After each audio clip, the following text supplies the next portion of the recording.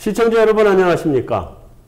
올 하반기가 되면 우리 수도권에 모여 사는 인구가 우리나라 전체 인구의 절반을 넘어설 것이다 라는 전망이 나왔습니다. 이렇게 특정 지역이 인구가 과밀이 되는 것은 그 지역의 생산과 소비 또 소득이 집중되고 그러다 보니까 수도권과 지방 간의 양극화가 일어날 수밖에 없는 그런 불균형도 낳고 있습니다. 이런 우리나라의 불균형한 발전을 좀 균형적으로 발전시켜보자 해서 지난 2003년 노무현 정부 때 국가균형발전정책을 내놨었죠. 국가균형발전정책이 아니라고 하더라도 수도권 과밀 억제 정책이라고 하는 것이 있어서 그것이 수도권의 발전을 최대한 좀 늦추고 지방의 발전을 좀 촉진시키자 하는 그런 정책들이 지속되어 왔습니다. 그럼에도 불구하고 올 하반기에 인구 집중 현상 절반이 넘어설 정도로 우리의 인구 집중 현상은 계속돼 가고 있는 실정입니다. 그래서 2019년 현재 국가균형발전정책 어디까지 왔고 무엇이 문제이고 또 앞으로 어떻게 해 나가야 될 것인지 한번 알아보도록 하겠습니다. 오늘의 갈증 해소, 국가균형발전 어떻게 봐야 하나? 한상환의 오아시스 함께 가시죠. 오늘 함께 해주실 분 소개해 드리겠습니다. 참여정부 시절에 대통령 자문 국가균형발전위원회 위원장을 지내셨고 현재도 국가균형발전위원회에서 혁신도시 특별위원장을 지내고 계십니다. 광주대학교 이민홍 교수님 나오셨습니다. 안녕하세요. 네, 안녕하세요. 네. 자, 일단 우리나라 공식 통계가 1970년쯤부터 잡혔다고 하면 그때부터 네. 2010년 지금 현재까지도 수도권으로는 인구가 계속 집중이 되고 지방은 인구가 이제 빠져나가고 국가균형발전 정책이 아니더라도 그 전 정부에서도 그렇죠. 정도의 차이는 있었습니다만 계속 수도권 과밀 억제는 계속 추진을 해왔었잖아요. 그리고 이제 노무현 정부 때 이 상태로는 그 정도 가지고는 안 되겠다. 그래서 균형 발전시키자는 취지에서 공공기관 지방으로 내려보내기도 하고, 그다음에 정부도 세종시로 내려보내고, 네. 이런 노력들을 쭉 해왔는데, 그럼에도 불구하고 지금 수도권 집중은 그렇게 막기도 쉽지 않은 것 같고요. 지금 지역균형 발전과 또 거기에 같이 안 갈 수 없는 지방자치, 어느 정도라고 평가하십니까? 우리나라 경우에는 우리가 이름을 들어서 알고 있는 국가들, 네. 그 중에서 특히 OECD 이런 국가들 경우에 비해서는 이제 그런 자치가 거의 없다고 할 수가 있죠. 우리나라는 이제 그 무늬만 지방자치를 해온 거니까요. 네. 그러니까 처음에 사람들이 지방자치 한다 그러면 지방자치라는 게 있구나. 이걸로 만족을 했던 거고. 네. 그 다음 단계는 좀 지방자치 방향을 어떻게 잡냐 이거를 해야 될 거고. 근데 지금은 우리나라가 지방자치 방향을 잡는 정도의 수준이에요. 그러니까 지방자치 방향을 잡은 다음에 어떻게 보면 잘할 것인가가 얘기가 돼야 되는데 네. 지금은 잘하자는 얘기까지는 아직 못 간 거죠. 방향이 안 잡히니까요. 지금 그러니까 지방자치가 이게 잘 돼야 네. 지방이 알아서 발전을 해서 이게 네. 균형적으로 발전이 될 텐데 그렇죠. 아직 지방자치 자체가 안 되고 있다. 방향이 안 잡힌 거죠. 네. 근데 그렇게 치면 사실은 DJ 정부가 그래도 우리 지방자치라고 하는 걸 시작을 했으니까 굉장히 큰 일을 하신 거죠. 김대중 대통령께서. 네, 근데 그때는 네. 우리나라에도 지방자치라는 걸 한다. 네. 그 도입 정도. 그렇죠. 이 정도 이제 한 거죠. 근데 지금 그렇게 해서 정부가 지금 그래도 한 20년 해왔는데 네. 아직까지도 그렇게 그러니까 지방자치를 네. 하려면은 이제 지방 분권이 또 돼야 되잖아요. 그렇죠. 지금까지 김대중 정부 이후로 지방 분권이라는 것이 어떤 시각에서 돼 있냐? 중앙 정부에 이러이러한 권한이 있는데 지방 정부에게 물어봅니다. 어떤 게 너희들이 필요한가? 네. 이렇게 물어보면 지방 정부에서 이제 써냅니다. 네. 써낸 것 중에서 그걸 가지고 몇 개 골라서 지방 이양한다고 그래요. 네. 지방 이양. 그러니까 네. 이제 그러겠죠. 인지상정이 지방 정부에서 요구할 때도 귀찮은 일은 요구를 안 할 거고 네. 또 중앙 정부에서 이양을 해줄 때도 꼭 자기들이 가지고 있어야 되는 권한은 또 안 주겠죠. 안 주고. 그거를 계속 해온 거예요. 네. 지금도 그렇게 하고 있는 중이고. 네. 자, 이런 상태에서 지역의 발전을 스스로 알아서 하는 자치로 간다면 그게 균형 발전 되기가 사실은 힘들죠. 자, 그러다 보니까 이제 수도권으로 인구가 계속 오는 거 이거 멈출 수가 없었던 거고 수도권의 인구가 절반을 넘어서가는 그런 상황에 처해져 있는 거죠. 네. 참여정부의 이제 균형발전 정책 잘 된 것도 있고 반쪽인 것도 있고 그러긴 한데 세종시는 정말 반쪽이 돼버려서 저는 그거는 하려면 온쪽을 만들어야 된다고 생각을 하는 편인데요. 네. 지금 지역에서 어느 정도의 혁신 도시로서의 기능들을 잘 해나가고 있다고 평가가 되나요, 지금? 이런 질문은 사실 굉장히 답변하기가 좀 어려운 것 같아요. 정부에서 홍보를 할 때는 이 정도면 잘 됐다. 네. 이렇게 할 거고 또 네. 지역에서 볼 때는 이게 뭐냐 이렇게 네. 할 건데 세종시라는 게 이제 지역 차원에서 세종시를 건설하자는 요구의 출발은 지역의 공공기관이 좀 와야 되겠다 네. 했어요. 그것도 노무현 정부 시절에 이제 저희들이 그걸 했습니다만은 뭐 엄청나게 하기 힘든 일이거나 혹은 매우 창의적인 일이 아니었고 프랑스를 비롯한 선진 유럽 국가들이 다 그걸 해왔던 거거든요. 네. 그래서 그게 성공적이었고 그래서 저희들은 그거를 벤치마킹을 해서 네. 그거를 이제 한 거예요. 그런데 이제 공공기관을 지역에다가 내려보내서 거기서 지역의 어떤 혁신 성장의 거점을 만들어서 뭘 좀 해봐라. 네. 이렇게 하는데 국민들이 가지고 있는 특히 그 서울 중심 생각 네. 이거를 어떻게 할 수가 없잖아요. 그렇죠. 그러니까 공공기관 분들이 지역에 가기를 온몸으로 거부를 하신단 말이죠. 자, 그러면 이때 유용한 수단이 그 공공기관들을 설립한 정부가 네. 지역으로 가면 되잖아요. 먼저 가라. 그래서 중앙정부를 지금은 세종시라고 부르는 네. 그렇게 해서 이전을 하고 네. 그럼 이제 각 중앙정부에서 공공기관들을 설립한 거니까 따라서 같이 이렇게 하도록 그렇게 한 거거든요. 네. 그런데 이제 아시다시피 세종시의 경우는 이제 행정 수도로 기획을 한 거란 말이에요. 네. 근데 이게 이제 위헌 파동을 겪으면서 반쪽짜리가 됐어요. 모양 이상하게 네, 만들어놨죠. 그래서 중앙정부도 다 가지 못하고 일부만 가고. 그래서 또 공공기관 갈 때도 자기를 설립한 중앙부처가 서울에 있는 곳은 또 지방으로 못 갔어요. 네.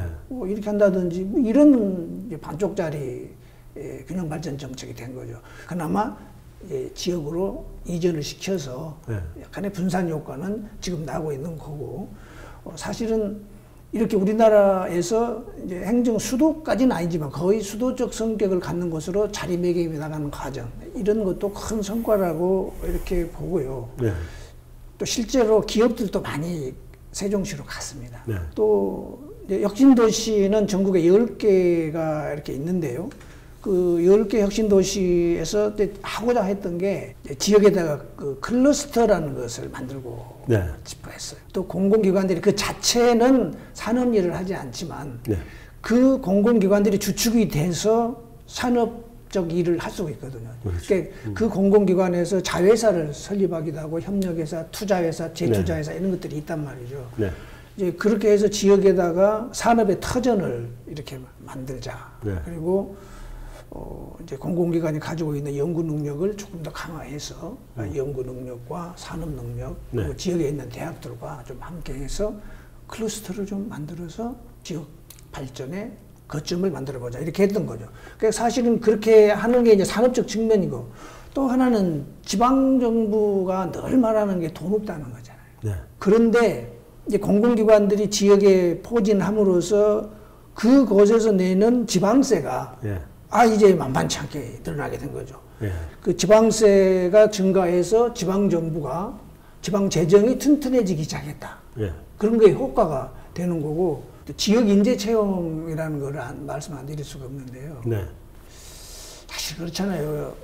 지역에 있는 대학이 왜 자꾸만 쇠퇴해가냐.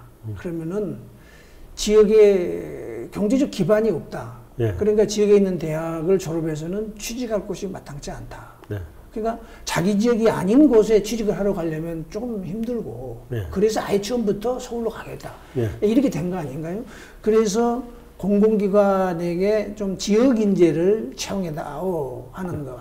이제 뭐 굳이 표현을 강하게 표현하자면 할당제. 그렇죠. 할당제라는 말은 좀 정확하지는 않는데 네. 그걸 한 거예요. 채용 목표제라고 지금. 네. 작년도에 지역 인재를 전체적으로 뽑은 숫자를 보니까 20%가 좀 아래인 전체 뽑는 수준에 비해서 네. 이게 그 전에는 없었던 거죠. 네. 그러니까 이거를 보고 지역에 있는 고등학생들이 지역의 대학에 진학을 하기 시작하고 네. 그러면 지역 대학의 좀 수준들이 올라가고 해서 지역 발전을 시킬 수 있다. 지금 우리 수도권의 면적이 전국의 한 10%, 12%. 예, 예. 인구는 절반. 물론 전 세계적으로 도시화라고 하는 건 뭐 거슬 수 없는 대세긴 하지만 다른 나라들 보면 이렇게 그래도 많이 다액화돼 있잖아요. 도시가 이 도시로도 몰리고 저 도시로도 몰리고 이렇게 다액화돼서 좀 나름대로 균형적인 발전을 가는데 이게 우리나라만 유독 이렇게 서울 중심으로 모이는 거 아닌가요? 우리나라의 수도권 집중도는 네. 단연코세의 일이죠. 네. 우리나라 수도권 집중도가 인구로 보면은 네. 지금 딱 절반이 됐잖아요. 예, 그렇죠. 근데 물론 그동안에 노무현 정부의 이제 균형발전 정책 이후로 약간 좀 완화된 시기가 있었습니다. 네. 근데 다시 또 서울로 모이고 50%로 다시 서울 경기로. 복귀를 해버린 거죠. 그다음 두 번째 나라가 일본이에요. 그리고 이제 영국도 비슷하고요. 이렇게 우리나라의 수도권 집중도는 그냥 압도적이죠. 압도적인데 이제 다들 뭐 그럴만 하니까 이제 서울에서 살고 그런다 이렇게 이제 볼 수도 있잖아요. 그런데 네. 그 이제 소득 측면에서 보면 1인당 소득은 비슷해요. 근데 다른 나라는 안 그렇단 말이에요. 네. 일본 같은 경우에는 인구 집중도보다도 산업 집중도가 더 커요. 네. 그러니까 생산을 수도권에서 더 한다는 거예요, 생산성이. 네. 그리고 런던도 마찬가지죠. 런던도 훨씬 크죠. 그러니까 무슨 말이냐면은 다른 나라들은 수도권의 생산성이 지방보다 더 높다. 근데 한국은 그렇지 못하다. 그냥 인구 그대로 생산하고 있는 거예요. 그러니까 특별히 서울에서 산다고 해서 또 부자도 아니고 네. 특히 지방에서 산다고 해도 뭐 가난하거나 그런 것도 아니에요. 네. 근데 이게 왜 문제냐? 그거는 서울에 자꾸만 사람들이 무한정 올 수가 없죠. 네. 그러니까 갈 데가 없으면 지방에 있는 거예요. 그래서 전국의 소득이 비슷해지는 거예요. 네. 1인당 소득으로 하면은. 그런데 악순환이 생겨요. 왜냐하면 이제 서울시장님이 일을 열심히 하시죠. 네. 또 여러 가지 관계부처 장관님들이 서울이 조금 힘든데 좀 밀리고 안 좋은데 네. 그러면은 좋게 만들어준단 말이죠. 네. 시설을 또 좋게 해주고 이렇게 그럼 점점 사람이 또 오죠. 네.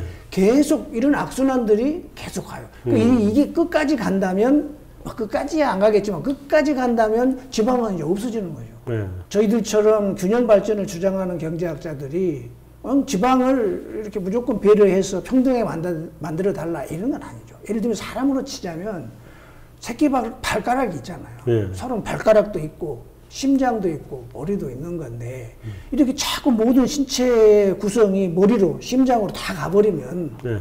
발가락은 없어져 버리잖아요. 네. 그러니까 지방이 없어져 버리잖아요. 네. 그래서 발가락을 있게 해달라는 거죠.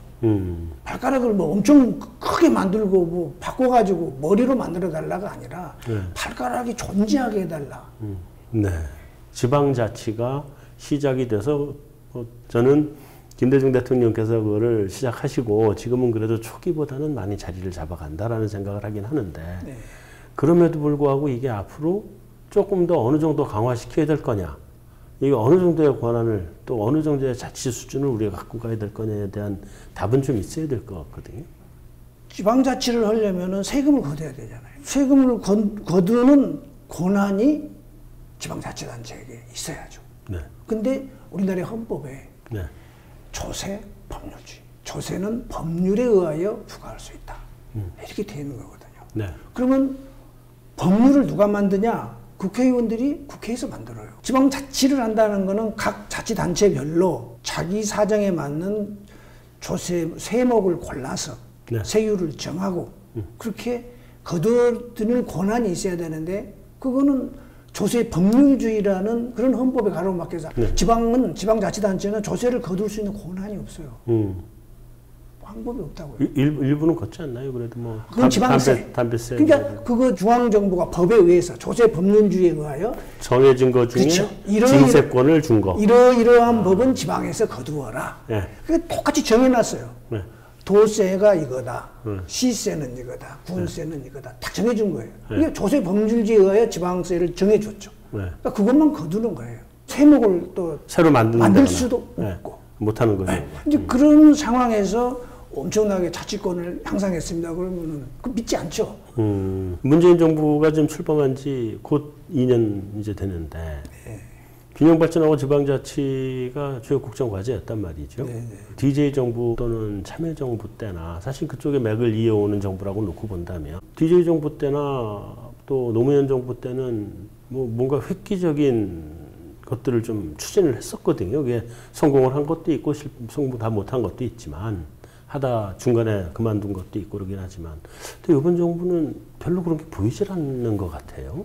보여주기식 행정이 나쁘기도 한데요. 네. 그렇지만 보여줄 게 없어서는 안 되죠. 그러니까요.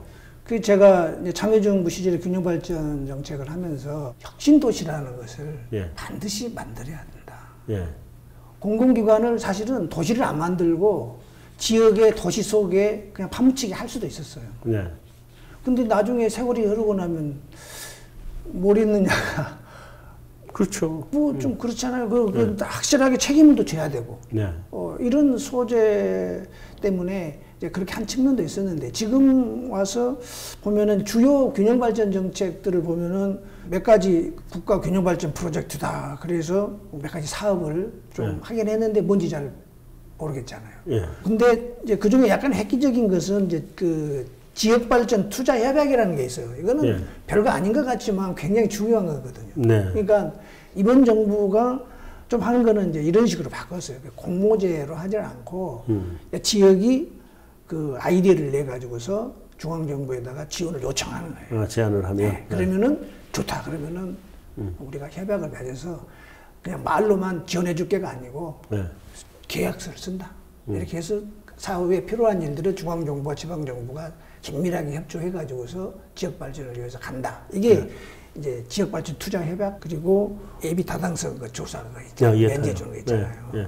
이것도 많은 분들이 비판을 하고 그랬는데 이것도 저는 성과에 넣고 싶어요. 저 사실 좀 비판하는 편입니다만. 그러니까 경제학 공부하시는 분들은 많이 비판을 하시죠. 그렇죠. 근데 물론 그래요. 저도 정부 일을 안 했다면은 막 비판했을지도 모르는데 네. 그 들어가서 이렇게 보니까 네. 서울과 지역의 연결 SOC가 아니고 지역 간의 SOC. 근데 이거는 사실은 예비 타당성 조사 통과하기가 엄청 어렵거든요. 불가능이죠. 네. 네. 그래서 이 사업이 국가 전체적으로 수도권을 중심으로 있는 그런 SOC가 아니고 균형 발전 또는 지역 간의 교류 소통을 위한 SOC라면 이제 판단의 기준이 달라져야 된다.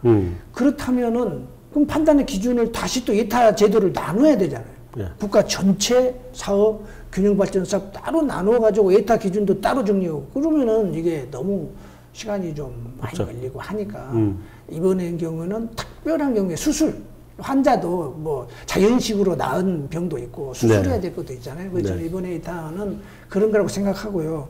그래서 그렇게 분산형으로 SOC를 분산형 철학을 도입했다. 이런 정도가 이제 그 균형발전 정책의 성과라고 보는데 역시 이제 한계점을 말하지 않을 수 없죠. 한계다 그러면은 핵심 엔진이 없다. 눈에 보이는 게 지금. 핵심 엔진이 없다. 이게 좀 문제이고요. 그다음에 최근에 저도 균형발전위원회에서 이제 위원장도 지내고 그랬습니다만은 이게 대통령 직속 기구이긴 한데 자문기구란 말이에요. 예. 그러니까 자문기구죠.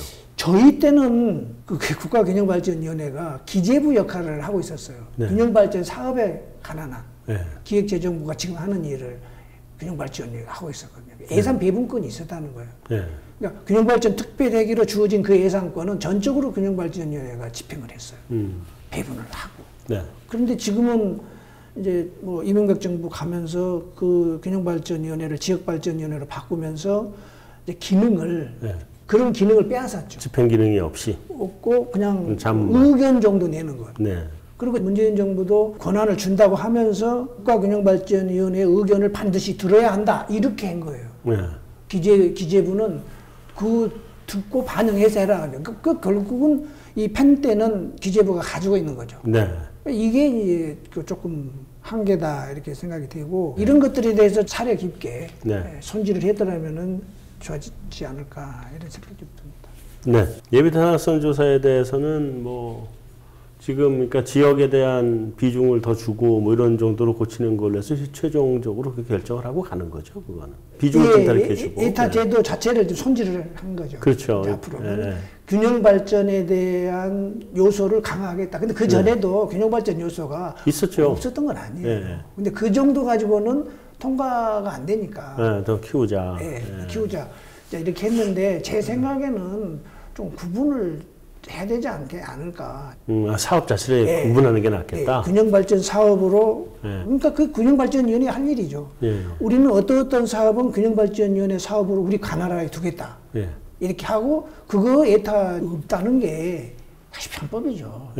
그러니까 이번에는 그렇게 했더라도, 앞으로 그 균형발전위원회 사업부 영역에 이러이러한 사업은 예비타당성 조사를 균형발전위원회에서 한다. 이런 대상이 이거다. 그래서 그런 것에 대해서 중앙부처 간에 이제 그 협의를 해야죠. 예타 제도는 그대로 현재 고친 상태 그대로 놔두되 사업을 분리해서 이쪽 사업, 이쪽 만약 사업. 그게 가능하다면 그렇게 하는 거고, 만약에 그게 이제 불가능하다면은 균형 발전에 대한 비중을 높이는. 그건 이미 이번에 높이기로 결정한 거 아닌가요? 그렇게 이제 가고 있는 거죠. 근데 그렇게 해도 될까 싶은 거죠. 예를 들면은 어떤 그 강렬한 색깔이 빨간색이 있는데 이 빨간색 물을 좀 파란색으로 바꿔야 되겠다 해가지고서 파란색을 도대체 어느 정도는 넣어야 이게 파란색으로 되겠어요. 원래 본 바탕이 빨간 물인데 그렇기 때문에 따로 하는 게 효과적이다. 이렇게 보면 또 그렇게 하는 것에 대해서도 문제점이 있을 수 있으나 그러나 그건 문제점이라는 건 반드시 있는 거고 그거는 또 찾아서 해결을 해야 되는 거죠. 이번 정부가 이제 출범하고 2년 지났고 이제 곧 중반으로 접어든단 말이죠. 뭐 1년 지나면 이제 후반으로 접어든다 소리가 나올 텐데 참여정부 때 하다가 못한 것들 많잖아요. 많죠. 세종시도 그렇고 그다음에 그 외에도 공공섹터 내려가려고 하다 다 못 내려간 것도 있고 이런 거를 지금 계획상으로도 추진하고는 있는 거죠. 공공기관 이전이겠죠. 네네. 뭐 여당의 대표께서도 공공기관 추가 이전을 하시겠다. 계속 말씀을 하시고 그런데 또 마땅히 또 가시적인 그 후속 조치들은 없지 않아요? 그렇죠. 이제 그런 부분들을 집권 2년 차가 이제 곧 지납니다만은 이제 2년 지나서는 그걸 이제 해야 되겠죠. 지금 혁신도시가 가지고 있는 문제라고 한다면 만일에 문제가 있다면 그 문제의 상당 부분이 규모가 너무 적어서 그래요. 그렇죠. 그래도 도시라고 이름 붙여놨잖아요. 도시라고 붙였으면 도시 기능을 해야죠. 자생력을 갖춘. 그러면은 인구가 5만원 돼야 되지 않겠어요? 그 강주 전남 공동혁신도시 같은 경우도 거기는 공동으로 했기 때문에 강주와 전남이 그래서 5만을 목표로 했어요. 근데 지금 한 3만 정도 되죠. 아직 되지 않고 그래서 추가 이전이 반드시 필요하다. 공공기관 1차 이전 때 참여정부 때 153개를 했어요. 또 그 당시 한 170개가 수도권에 남아 있어요. 그때 이유들이 있었죠.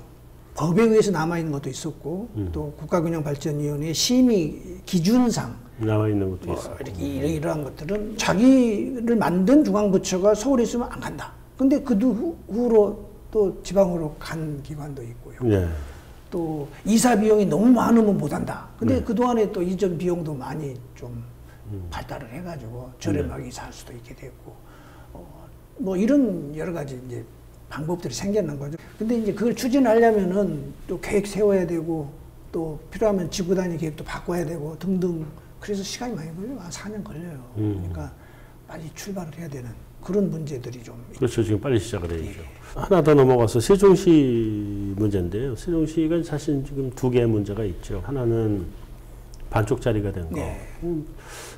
하여튼 이 정치하는 분들은 좀 별로 좋아하지 않는데 그래서 그거를 정치적인 자기 당리당략을 가지고 해서 반쪽을 만들어놔 버렸으니 이게 참 깝깝한 얘기인데 그 확실하게 다시 뭉칠 수 있는 방법이 있는지 그러니까 아예 이전하는 방법 뭐 그게 하나 문제인 것 같고 또 하나는 뭐 처음부터 예견됐던 일이긴 합니다만 세종시를 만들어 놓으니까 공무원들이나 이런 사람들이 내려가서 그 시를 이렇게 잘 된 게 아니라 주변 인구를 흡수를 해버리면서 주변이 좀 공동화돼가는 그런 문제들이 지금 있단 말이죠. 그래서 그런 문제들은 어떻게 답을 갖고 계신지. 이제 일의 처리 방향이 A와 B를 놓고 A로 할 거냐 B로 할 거냐 이렇게 하면은 A를 하든지 B를 하든지 세종시 경우에도 이전을 하든지 아니면 말든지 이래야 무슨 이제 답이 나오는 거거든요. 그렇죠. 근데 이 경우에는 이제 뭐 중간을 섞어 놓은 것처럼 됐단 말이에요. 그러면은 지금 와서 그걸 어떻게 해야 될 거냐? 기왕에 갔잖아요.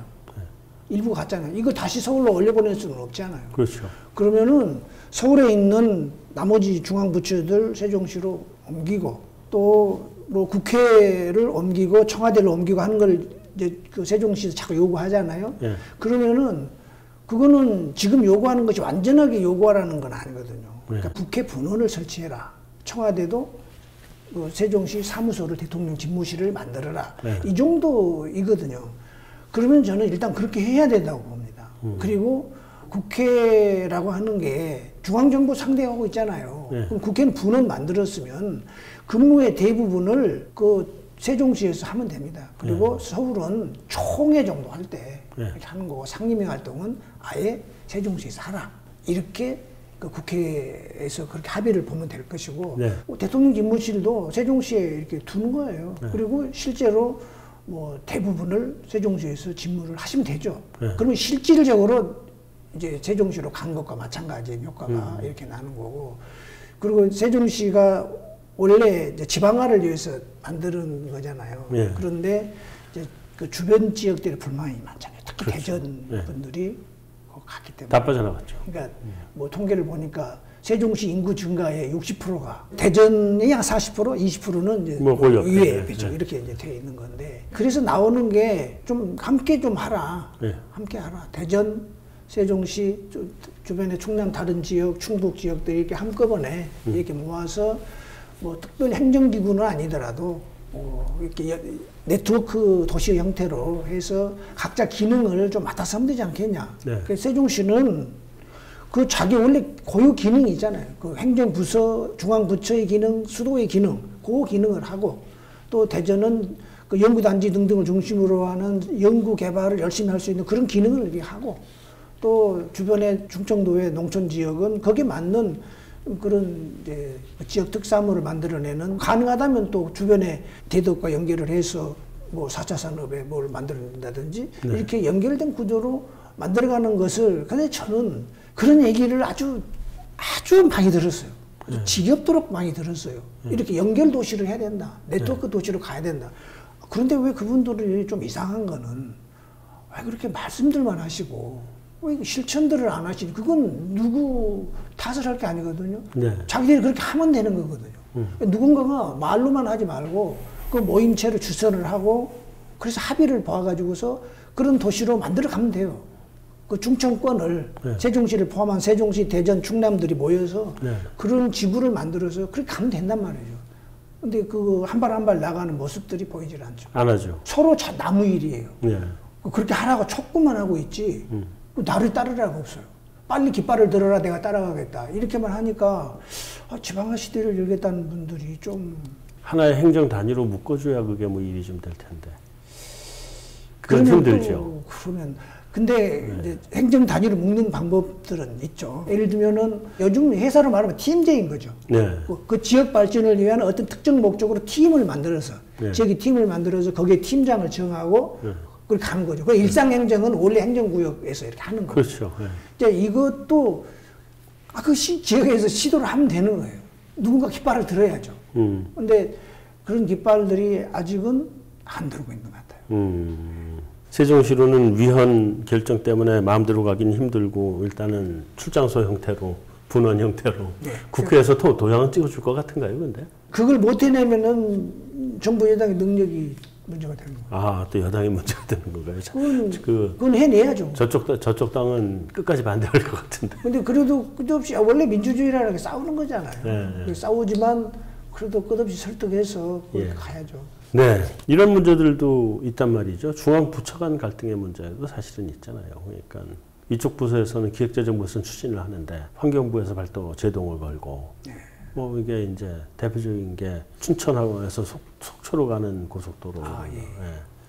그런 부분들은 사실 또 지역의 현안이기도 하고. 네. 예. 또 그게 되면 뭐 춘천 속초 시민뿐만이 아니라 서울 사람들도 굉장히 이제 편해지게 될 텐데 아주 좋은 사업이란 말이죠. 근데 그런 거 제도에 걸려서 못 간단 말이에요. 이런 문제들은 어떻게 풀어야 지금 되나요? 환경부에다가 무조건 양보해라 그러면 안 됩니다. 그러면 안 된다. 예. 그거 환경부를 돌파하지 못하는 그런 논리를 가지고 어떻게 사업을 한다는 거예요. 예. 저는 그렇게 해야 된다고 보고요. 그리고 이제 환경부도 이제 지역 발전에 대해서 생각을 하겠죠. 네. 근데 요 문제는 지역 발전을 위해서 동서 고속철이라고 그러나요? 네. 그거를 해야 된다. 네. 그러면 환경부 입장에서는 이거는 환경 설악산을 해야 되고 뭐 이래서 국립공원을 뭐 통과하고 이거 안 되겠다 이렇게 하는 거잖아요. 네. 그런데 환경을 우리가 보호한다는 것이 환경 자체가 목적은 아니잖아요. 네. 그러니까 우리 인간이 살아가는 수단으로서의 환경인데 그렇다면 춘천 강원 지역의 지역 발전 또는 국가 균형 발전을 위해서 그 고속철이 필요하다. 네. 네. 그럼 거기다 약간은 강조점을 좀 두고 네. 대신에 환경부가 염려하고 있는 환경보호존에 대한 그 방안을 그 추진하는 측이 내놔야 되는 거죠. 네. 우리는 이걸 하지만 환경에 영향이 가지 않도록 우리는 이런 노력을 했다. 물론 이제 그런 노력으로 기존에 있는 터널 밑으로 지나가게 이렇게 하겠다고 이제 이렇게 되어 있는 것을 봤습니다만은 근데 이게 그것만 된다면은 사실은 문제될 게 없었을 거예요. 네. 그런데 여기에 또 하나의 문제가 있어요. 자, 고속철을 놔서 지역 발전을 해야 되겠다라는 거 하나, 그 문제 하나 하고 환경 보호를 해야 되겠다는 그 두 개의 문제만이 아니라 또 하나의 문제가 있는 거죠. 이게 돈이 있냐 이 문제가 되는 거예요. 그러니까 이 세 개의 문제를 다 충족시키기가 사실은 불가능했던 거예요. 그러니까 네. 지역 발전도 군유 발전도 하고 또 재정 문제도 싸게 어떻게 하고 하려다 보면은 환경 보호할 수가 없는 거죠. 또 안 되는 거고 네. 뭐 이런 식으로 세 개를 연결하다 보면은 안 돼요. 그래서 결국은 해결 문제는 돈으로 가는 거예요. 그러니까 아마 이번 사태가 오늘 오면서 제가 체크를 해보니까 뭐 해결이 됐다 이렇게 이제 뉴스가 뜨던데 네. 그것도 역시 돈의 문제를 해결해 줄 수 있는 어떤 언질이 있었든지 네. 아니면 과제가 그걸 거예요. 이제 예산 확보를 앞으로 어떻게 할 거냐. 이 문제가 딱 돼 있으면은 사실 환경부와 강원도 간에 쉽게 해결될 수 있는 문제였죠. 근데 하여튼 각 지역이나 혹은 중앙부처가 자기 입장을 얘기하는 것은 저는 그렇게 얘기할 수 있다고 봅니다. 근데 하여튼 뭐 지역 현안이라도 그게 무조건적으로 요구하거나 무조건적으로 들어줘야 될 거는 아니다. 근데 뭐 지킬 건 지키고. 예. 알겠습니다. 지방자치발전위원회가 이제 하잖아요. 지방자치발전위원회가 이제 역점을 두고 지금 추진해야 될 과제는 지금 어떤 것들이 있을까요? 좀 사실은 좀 늦게 출범을 해가지고 좀 일찍 출범을 그러니까 했어야 이제 되는데. 지방자치위원회를 자치분권위원회라고 이제 불러요. 근데 지금은 이제 지방분권 개헌을 하려고 이제 했던 거잖아요. 네, 그렇죠. 근데 그게 이제 실패를 한 거죠. 개헌이 이제 힘든 건가요, 그건? 개헌이 실패를 했는데 다시 또 개헌을 한다고 뭐 국회의장이 또 뭐 다시 주장을 하고 이렇게 한 거죠. 근데 현재 자치분권위원회나 행정안전부가 시도하고 있는 거는 개헌을 하지 않은 상태에서 하려고 하는 거예요. 근데 저도 이제 지방분권운동 그룹에 속해 있는데요. 지방분권을 주창하시는 학자분들은 이제 안전한 지방분권 개헌을 요구를 해요. 그러니까 그 얘기를 계속 하다 보면 저도 그런 주의자이긴 하지만 이제 뭐 분권이나 자치를 할 수가 없게 되는 거예요. 그래서 그 자치분권위원회에서도 이제 지금 남은 과제, 이제 해야 될 과제는 개헌이 되지 않은 상태에서 뭘 할 거냐. 이 얘기를 하는 거죠. 이제 국민 주권을 하겠다. 지역의 자율권을 최대한 주겠다. 지방 재정을 이렇게 튼튼하게 하겠다. 하는 등등의 얘기를 하는 겁니다. 그런데 만일에 개헌이 이루어지지 않는다면 할 수 있는 일이 저는 이런 거라고 봐요. 우리나라는 조세 법률주의에 의하여 지역에서 그 세금을 만들 수 있는 권한이 없다. 그랬는데 이걸 해야 된다. 그러면은 지방 재정은 더 튼튼하게 해야 되는 거잖아요. 네. 국세를 지방세로 자꾸 바꾸는 노력을 하는 거예요. 지금 자치분권위원회가 하는 일이. 네. 국세를 지방세로 만들어 놓으면 그 지방세는 지자체가 거두는 권한이 있는 거니까요. 그래서 이제 그 일을 하는 건데, 그러면 그 국세를 지방세로 만들 때 이런 노력을 했으면 좋겠는데요. 예를 들면은 그럴 때 지방소득세를 만들어요. 지방소비세도 만들고 네. 지방소득세도 만들고 이렇게 하는데, 그 소득세라는 게 소득의 근거를 둔 세금이잖아요. 그러면 지역 간에 또 차별이 있잖아요. 차이가. 네. 그러면 서울 같으면은 세금이 많이 거치고, 네. 뭐 지방 같으면은 조금 거치고 이렇게 한다는 건데, 그래서 반대하는 사람들이 있단 말이에요. 네. 이것을 저는 이제 지역에 따라서 경제력이 좀 좋은 것은 지방세를 지방소득세로 하고, 또 경제력이 나쁜 거는 뭐 다른 세금들이 있어요. 네. 그러니까 뭐 이 양도소득세라든지 네. 또는 뭐 농업특별세라든지 네, 네. 이제 이런 것들이 있어요. 뭐 이런 세금들을 지방세로 돌려주고. 넘겨줘가지고, 그래서 그거를 소득세화해서 지방소득세 이렇게 만들어주는 거죠. 그러니까 이제 이건 하나의 A이고, 현실에 기반을 두면서도 지방재정을 튼튼하게 할 수 있는 반대를 극복하면서, 네. 가장 지방세 높이는데 반대가 지역 간의 차별을 오히려 더욱더 크게 한다는 거거든요. 이 문제를 해결하려면은, 그러니까 천편일률적으로 하는 게 아니고, 뭐 지방소득세 내는 것은 또 해주고, 지방소득세가 아닌 것은 또 이렇게 다른 국세를 지방세로 만들어주고 하는 노력을 함으로써 해결해 나갈 수 있지 않나. 그래서 자치분권위원회가 좀 그런 면에 좀 관심을 뒀으면 좋겠다는 생각을 좀 합니다. 네. 자, 대통령께서 지방분권형 개헌 다시 하겠다 그러셨는데, 거기에 어떤 내용이 담기게 될까요? 그 당시 이제 지방분권 개헌을 하려고 했던 거, 실패했던 걸 다시 이제 추진을 이제 그대로 다신가요? 그때가 이제 그래도 잘 만들어진 거거든요. 네. 그 부분에서 이 말씀 드리고 싶습니다. 지방분권 개헌에서도 네. 조세법률주의, 재형법정주의 이런 거는 건들지를 못했어요. 아, 그럼 주로 건드린 내용이 어떤 것들인가요? 지방정부의 조직권이라든지 예.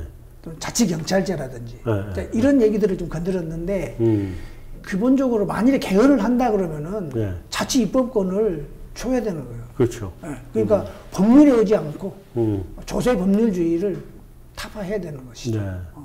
그렇게 해야 되고, 또 우리나라는 양원제가 아니잖아요. 예. 상원 하원이 없죠. 그러니까 그 사실은 국회의원들이 상원 노릇을 하고 있어요 지금. 예. 우리 상원이라는 게 지역 일을 하는 데잖아요. 네, 그렇죠. 근데 우리나라 국회의원들은 하원 국회의원들인데, 네. 국가 전체 일을 하는 곳인데, 또 지역 민원사항 해결하는 지역 예산 따고 하는 일을 한단 말이죠. 그러니까 네. 국회의원이 국가 일을 하면은 지역을 초월해서 해야 되는 거잖아요. 네. 근데 이게 국회의원들이 그렇게 하고 있지 못하다는 거죠. 예. 또 그런 데다가 지역이 자꾸 이제 인구가 줄고 해서 지역이 이제 소멸돼 가네요. 그러니까 네. 지역 국회의원들이 줄어들어가요. 그러니까 지역의 목소리를 반영할 여지가 점점 줄죠. 네. 그래서 이렇게 상하원을 만들어서 이제 상원이 지역을 담당하는 그런 개헌 구조도 이번에, 원래 우리 국회의사당이 네. 양원제용으로 지어졌대요. 전 이런 생각이 좀 들거든요. 그러니까 수도권과 지방이 좀 균형 발전이 어느 정도 되려면 원칙적으로는 지방에 좀 자생적인 산업 베이스가 있어야 되고, 예. 균형 발전 차원에서 기존에 그 지방에 대한 여러 가지 보조금들 나가는 것들을 좀 잘 모아서 그 지방에서 그 지방만의 토착의 산업을 좀 키워나갈 수 있는, 경쟁력을 갖출 수 있는 뭐 그런 식의 균형 발전을 좀 추진하면 어떨까 하는 생각이 들거든요. 근데 사실 그런 모습은 여태까지 이렇게 크게 보이질 않아가지고 노력은 하셨겠습니다만. 그죠. 그 의외로 네. 그런 역사는 좀 오래됐어요. 네. 김대중 정부 때 네. 그 균형 발전 정책을 이제 시도를 하거든요. 네, 그렇죠. 김대중 정부 이전에도 수도권 억제를 많이 했어요. 네. 근데 수도권 규제, 서울로 인구 오지 마라. 네. 이제 이런 정책이었죠. 그러니까 김대중 정부에서 한 것이 수도권 인구만 오지 않게 해가지고 지방을 살리는 거는 이제 안 되겠구나. 답이 안 되죠. 그래서 방금 말씀하신 대로 지역의 특색을 좀 찾아서 좀 그렇게 할 수 없나? 이래서 우리 귀에 익숙한 게 있어요. 부산 신발, 대구의 섬유, 네, 네. 광주 같은 광주의 광산업, 네. 또 경남의 창원 이런 쪽에 기계공업, 네. 이거 김대중 정부 때 구상을 한 거예요. 네. 자, 이것도 역시 이제 중앙정부가 기획을 한 거였죠. 그렇긴 하죠. 그거는 이게 진일보를 좀 한 거죠. 이렇게 해야 여기에서 일하느라고 인구가 서울 안 온다. 네. 이렇게 했던 거고. 그러니까 지금 와서는 이제 우리 균형발전 그 특별회계에 뭐 지역 자율 개정 이런 게 있거든요. 네. 그러면은 그 지역에다가 이제 그 예산을 어느 정도다 정해주면은 이제 그 범위 내에서 지역에서 우리는 어떤 사업을 하겠다. 이걸 정해서 균형발전위원회에 제출을 하는 거예요. 아, 네. 이제 그게 일종의 그런 노력이라고 볼 수가 있죠. 그렇게 되면 중앙정부가 정해주지 않고, 네. 근데 뭐 보조율이 또 들어가면은 보조율 또 센 거 해야지 또 이런 또 부작용이 그렇죠. 한다는 말씀. 네. 거죠. 지금 정부에서 시도를 하고 있다. 네. 그러면 이게 이제 앞으로 10년, 20년 후에는 좋은 결과가 나왔으면 좋겠습니다. 네. 자, 마지막으로 교수님, 균형발전위원회를 좀 위해서 제언이라든지 이렇게 됐으면 좋겠다라든지 마무리 말씀 한번 해주시죠. 균형발전 자체만 돼버리면 끝나는 게 아니고 이거를 통해서 국가의 경쟁력이 더 커지는 것을 말한다. 네. 국민들께서도 균형발전이라는 게 우리 국가 전체적인 거를 위한 거다. 이렇게 이런 것을 좀 인식을 해주셨으면 좋겠고, 또 이 일을 추진하는 국가균형발전위원회나 자치분권위원회나 등등의 관계기관에서도 조금 더 강력한 그 권능을 가질 수 있는 노력을 해서 실질적으로 지방 자치를 통한 균형 발전이 가능하도록 네. 그렇게 갔으면 좋겠습니다. 네, 이명희 교수님 오늘 감사합니다. 네, 고맙습니다. 네. 자, 대한민국이 아이를 낳아야 될 나이의 젊은이들이 지방에 살질 않습니다. 다 서울로 몰려 들어오고 수도권으로 오고 지방에 살질 않으니 지방에 아이를 낳을 일이 없죠. 이런 문제들이 궁극적으로는 우리나라의 서울과 수도권에만 사람들이 모여 살고 지방은 사람이 하나도 없는 나라가 곧 오게 될 수도 있다는 위기감이 있습니다. 그래서 아무쪼록 이번 정부에서 DJ 정부와 또 참여정부의 그 정책들의 맥을 좀 잇고 좀 더 확실한 모습으로 지방 균형 발전에 초석을 놔줬으면 하는 바람입니다. 한상원의 오아시스 여기서 마치겠습니다. 네.